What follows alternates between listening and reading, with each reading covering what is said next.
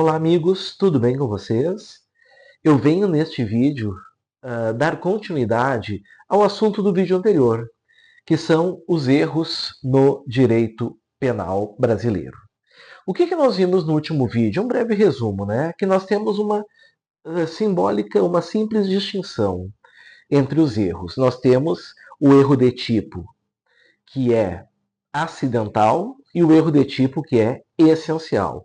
E depois nós temos também o erro de proibição, que tem suas próprias peculiaridades.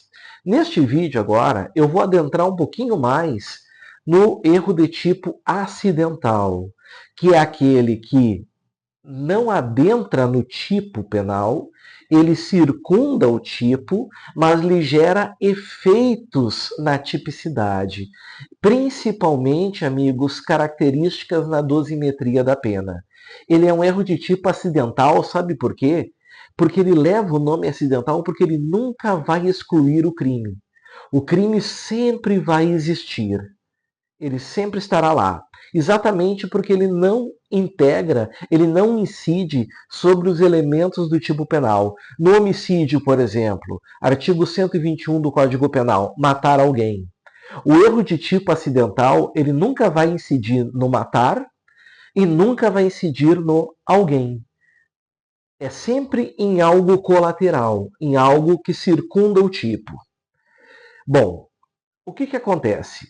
O que o erro de tipo acidental tem de características importantes? Eu vou falar aqui de dois erros de tipo acidentais.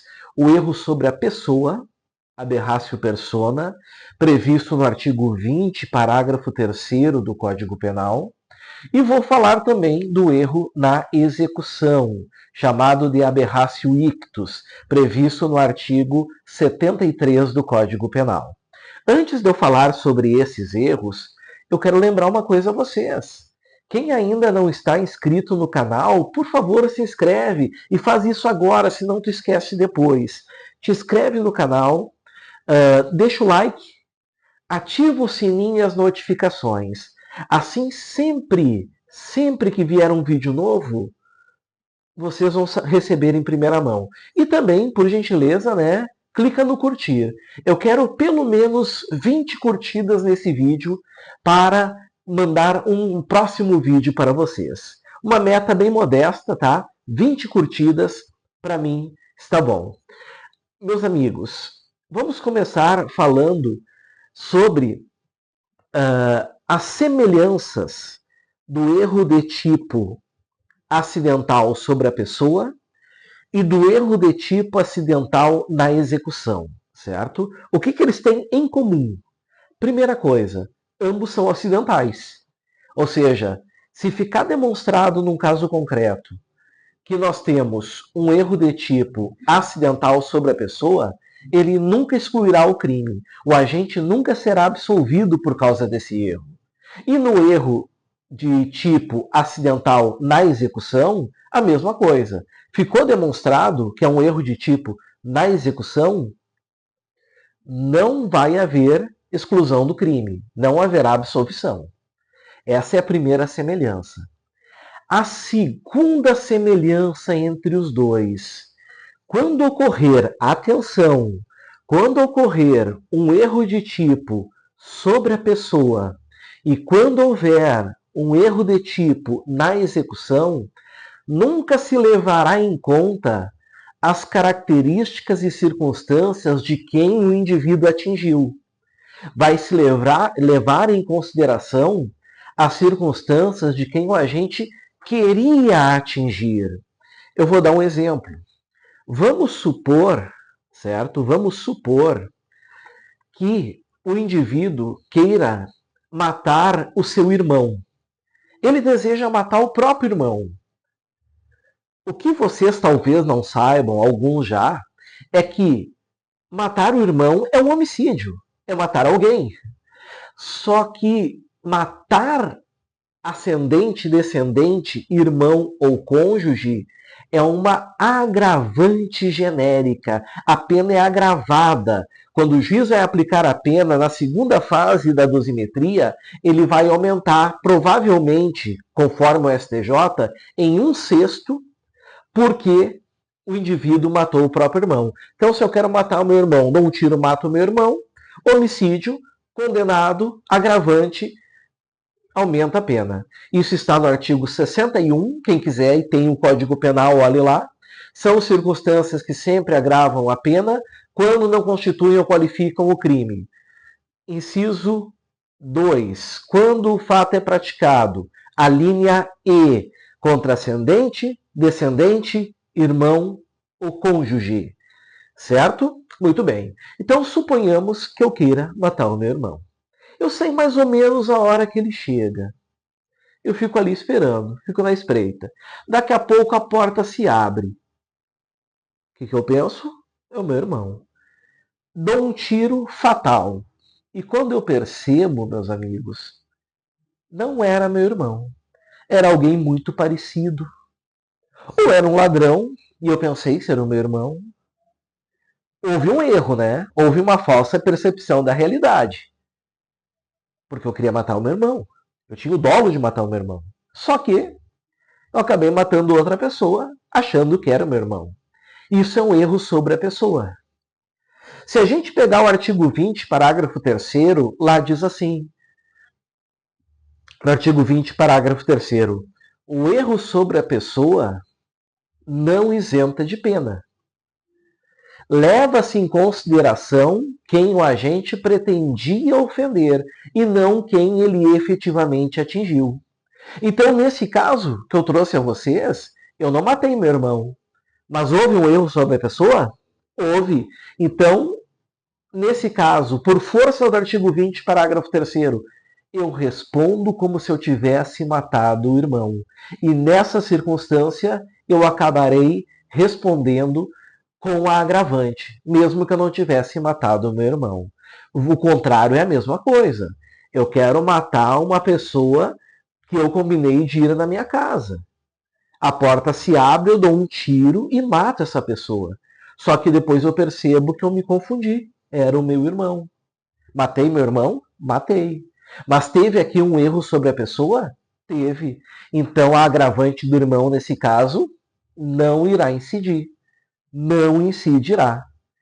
Certo? Porque se leva em consideração quem eu queria ter atingido. E foi um terceiro qualquer, e não meu irmão. Então, amigos, isso vale tanto para o erro sobre a pessoa, quanto para o erro na execução.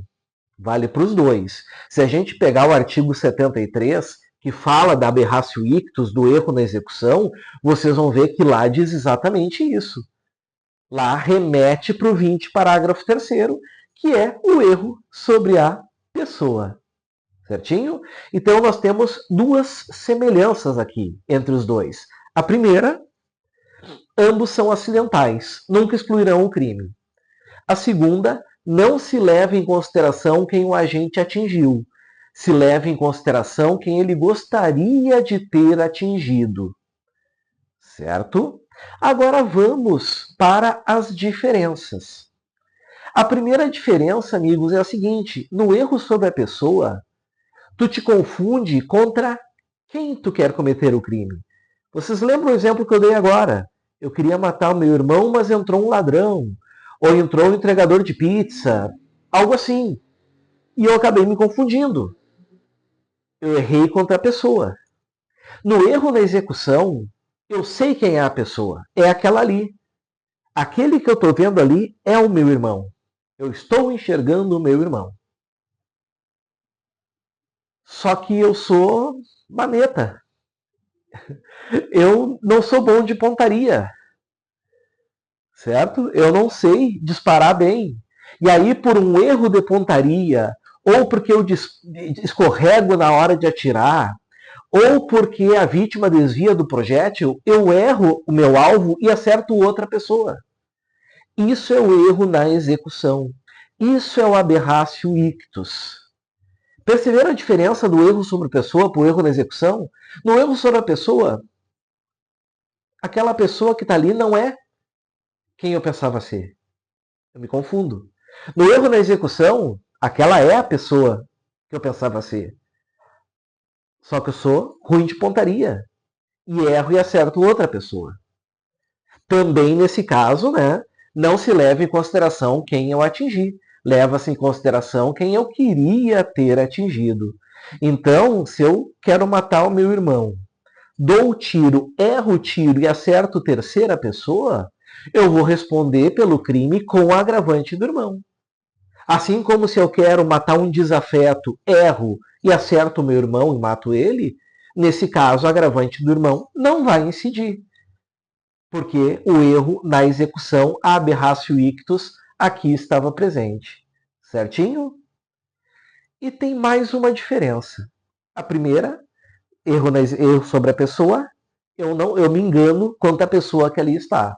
No erro na execução, eu sei quem é a pessoa, mas por erro de pontaria atinjo outra. A segunda diferença é a seguinte: para ocorrer o erro de tipo acidental sobre a pessoa, basta que no caso concreto existam duas pessoas presentes. Eu, ou o atirador, por exemplo, e o alvo. Não precisa ter ninguém mais, basta duas. Já no erro da execução, na aberratio ictus, tem que ter no mínimo 3 pessoas no caso concreto. O agente, que vai causar a ofensa, o alvo e o terceiro que vai ser atingido. Então lembrem disso. Para resumir, erros acidentais, de exemplos aqui, que nunca vão excluir o crime. Erro sobre a pessoa, erro na execução. Semelhança entre eles, são acidentais, sempre vai haver condenação. Nos dois casos, não se leva em consideração quem o agente atingiu, e sim quem ele queria atingir. Diferenças. Erro sobre a pessoa, sei quem é o alvo? Não. Eu acho que é uma pessoa e é outra. Erro na execução, sei quem é o alvo, mas erro e atinjo diversa pessoa. E é importante lembrar também que no erro sobre a pessoa, basta ter 2 pessoas no caso concreto. No erro na execução, tem que ter no mínimo 3 pessoas no caso concreto. Certinho? Brilhou? Legal. Meus caros, olha só. Eu tenho muito mais coisas para falar sobre erro de tipo acidental, essencial, erro de proibição, direto, indireto, erro sobre o nexo causal. Nós temos uma infinidade de coisas. Tu quer acertar essas questões na tua prova? Por exemplo, exame de ordem, sempre cai uma questão envolvendo o erro de tipo. Concursos da magistratura, do Ministério Público, defensoria, delegado, carreiras judiciais, sempre cai questão de erro de tipo. Seja objetiva, seja discursiva, seja quase oral. Tu tem que saber, porque os teus colegas, os teus adversários, os teus concorrentes vão saber e vão acertar. Tu vai ficar para trás? Não, tu não vai ficar para trás. É por isso, amigos, que eu estou preparando, certo? Um curso só de erro no direito penal, onde vocês vão ter a doutrina, a jurisprudência e questões, para que nunca os senhores errem, seja em provas, em concursos ou em teses de defesa, sendo advogados, defensores públicos, e até mesmo para atualização. Estão todos convidados. Eu vou deixar um link na descrição do vídeo, onde estará ali o grupo dos interessados no curso da teoria do erro no direito penal. Vocês simplesmente entrem no grupo que eu saberei que vocês serão interessados. A pré-venda será muito especial e eu conto com todos vocês.